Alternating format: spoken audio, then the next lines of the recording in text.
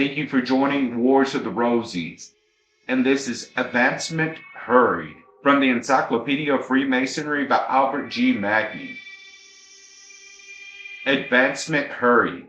Nothing can be more certain than that the proper qualifications of a candidate for admission into the mysteries of Freemasonry and the necessary proficiency of a Mason who seeks advancement to a higher degree are the two great bulwarks which are to protect the purity and integrity of our institution. Indeed, we know not which is more hurtful, to admit an applicant who is unworthy or to promote a candidate who is ignorant of his first lessons. The one affects the external, the other the internal character of the institution. The one brings discredit upon the order among the profane, who already regard us, too often, with suspicion and dislike. The other introduces ignorance and incapacity into our ranks, and dishonors the science of masonry in our own eyes. The one covers our walls with imperfect and worthless stones, which mar the outward beauty and impair the strength of our temple. The other fills our interior apartments with confusion and disorder and leaves the edifice, though externally strong, both inefficient and inappropriate for its destined uses. But to the candidate himself, a too hurried advancement is often attained with the most disastrous effects. As in geometry, so in masonry, there is no royal road to perfection. A knowledge of its principles and its science, and consequently an acquaintance with its beauties, can only be acquired by long and diligent study. To the careless observer it seldom offers, at a hasty glance, much to attract his attention or secure his interest. The gold must be deprived, by careful manipulation, of the dark and worthless ore which surrounds and envelops it, before its metallic luster and value can be seen and appreciated. Hence, the candidate who hurriedly passes through his degrees without a due examination of the moral and intellectual purposes of each, arrives at the summit of the edifice without a due and necessary appreciation of the general symmetry and connection that pervade the whole system. The candidate, thus hurried through the elements of our science and unprepared by knowledge of its fundamental principles for the reception and comprehension of the corollaries which are to be deduced from them, is apt to view the whole system as a rude and indigested mass of frivolous ceremonies and puerile conceits, whose intrinsic value will not adequately pay him for the time, the trouble, and expense that he has incurred in his forced initiation. To him, masonry is as incomprehensible as was the veiled statue of Isis to blind its worshippers, and he becomes, in consequence, either a useless drone in our hive, or speedily retires in disgust from all participation in our labors. But the candidate who by slow and painful steps has proceeded through each apartment of our mystical temple, from its porch to its sanctuary, pausing in his progress to admire the beauties and to study the use of each, learning as he advances, line upon line and precept upon precept, is gradually and almost imperceptibly imbued with so much admiration of the institution, so much love for its principles, so much appreciation of its design, as a conservator of divine truth and an agent of human civilization, that he is inclined, on beholding at last the whole beauty of the finished building, to examine, as did the wondering Queen of Sheba. A most excellent master must have done all this. The usage in many jurisdictions of the United States, when the question is asked in the ritual whether the candidate has made suitable proficiency in his preceding degree, is to reply, such as time and circumstances would permit. We have no doubt that this was an innovation originally intended to evade the law, which has always required a due proficiency. To such a question no other answer ought to be given than the positive and unequivocal one that he has. Neither time nor circumstances should be permitted to interfere with his attainment of the necessary knowledge, nor excuse its absence. This, with the wholesome rule very generally existing, which requires an interval between the conferring of the degrees, would go far to remedy the evil of too hurried and unqualified advancement. of which all intelligent Masons are now complaining. After these views of the necessity of careful examination of the claims of a candidate for advancement in Masonry, and the necessity, for his own good as well as that of the order, that each one should fully prepare himself for this promotion, it is proper that we should next inquire into the laws of Masonry, by which the wisdom and experience of our predecessors have thought proper to guard as well the rights of those who claim advancement as the interest of the lodge which is called upon to grant it.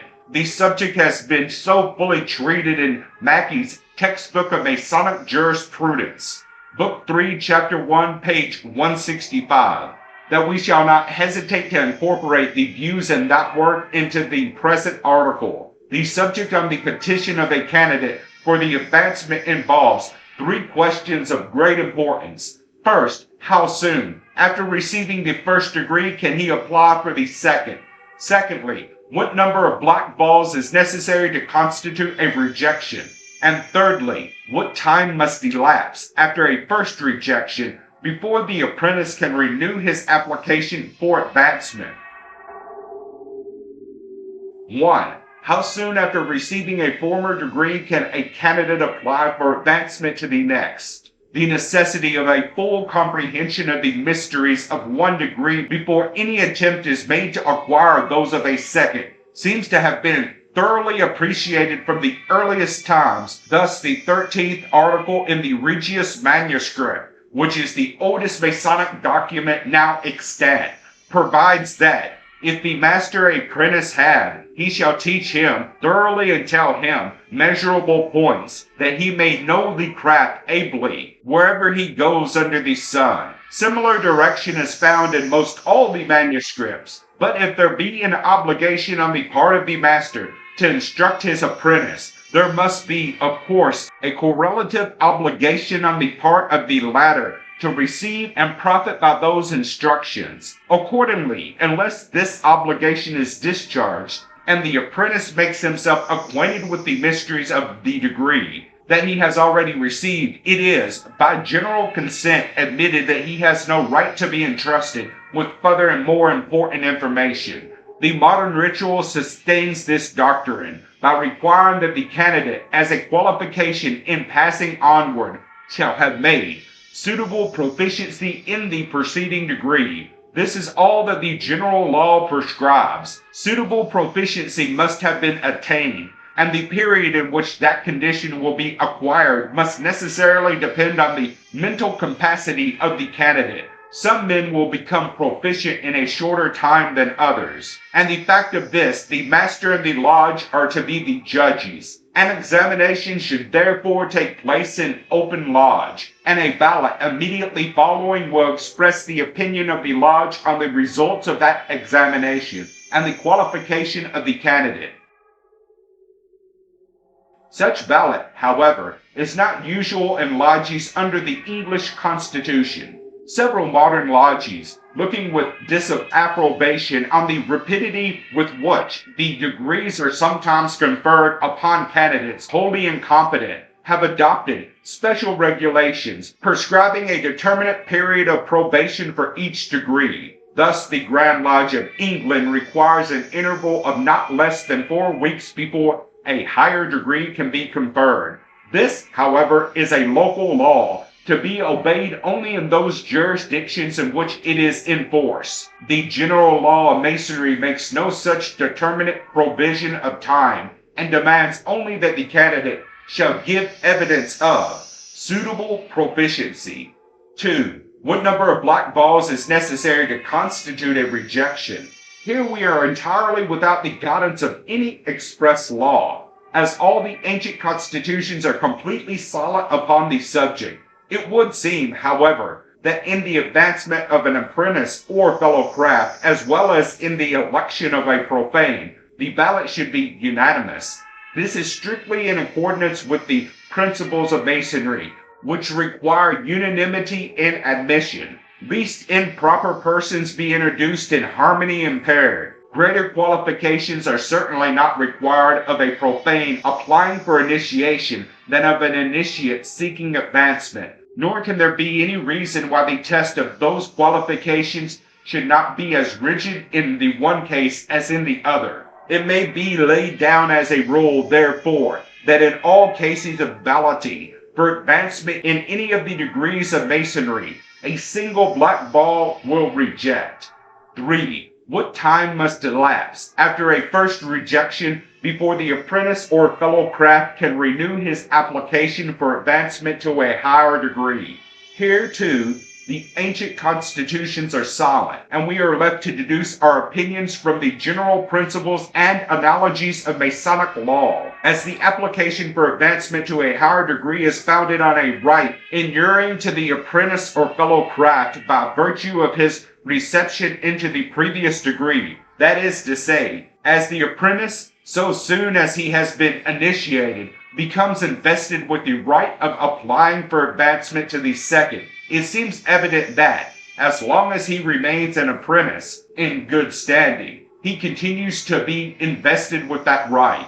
Now, the rejection of his petition for advancement by the lodge does not impair his right to apply again, because it does not affect his rights and standing as an apprentice. It is simply the expression of the opinion that the lodge does not, at present, deem him qualified for further progress in masonry. We must never forget the difference between the right of applying for advancement and the right of advancement. Every apprentice possesses the former, but no one can claim the latter until it is given to him by the unanimous vote of the lodge, and as, therefore, this right of application or petition is not impaired by its rejection at a particular time, and as the apprentice remains precisely in the same position in his own degree after the rejection as he did before, it seems to follow as an irresistible deduction that he may again apply at the next regular communication, and, if a second time rejected, repeat his applications at all future meetings. The entered apprentices of a lodge are competent at all regular communications of their lodge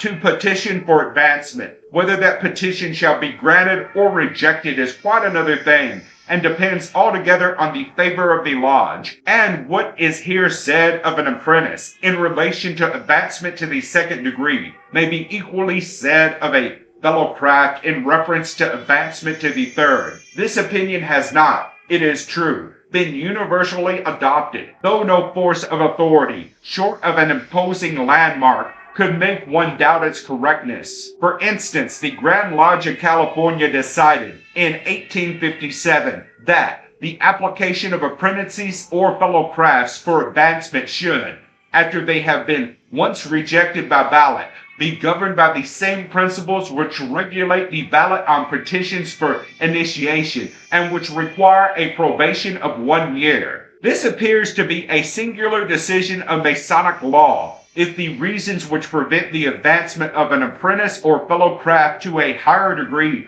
are of such a nature as to warrant the delay of 1 year, it is far better to prefer charges against the petitioner and to give him the opportunity of a fair and impartial trial. In many cases, a candidate for advancement is retarded in his progress from an opinion on the part of the lodge that he is not yet sufficiently prepared for promotion by a knowledge of the preceding degree, an objection which may sometimes be removed before the reoccurrence of the next monthly meeting. In such a case, a decision like that of the Grand Lodge of California would be productive of manifest injustice. It is, therefore, a more consistent rule that the candidate for advancement has a right to apply at every regular meeting, and that whenever any moral objections exist to his taking a higher degree, these objections should be made in the form of charges, and their truth tested by an impartial trial. To this, too, the candidate is undoubtedly entitled on all the principles of justice and equity. Thank you for watching, and please don't forget to share, like, subscribe, and comment. And if you can, please consider donating to Wars of the Rosies. Links to PayPal and Patreon are in the description. Thank you so very much.